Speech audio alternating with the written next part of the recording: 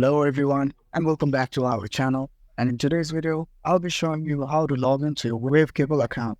So without further ado, let's get straight into the video. First, what you gotta do is open a browser of your choice and then search for Waveable email login and simply select the first link. This will take you to the login page where you need to enter your username and your password. And once you've done that, you can tick the box which says remember me if you don't want to keep on entering your username every time you want to log in. And once you've done that, simply select login.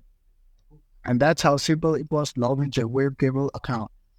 So that's all for today, guys. Give us a thumbs up if this video was helpful for you. Subscribe to our channel for more videos like this.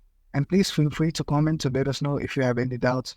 Also, don't forget to hit the bell icon so you get notified every time we post a video. Thank you for watching and have a great day.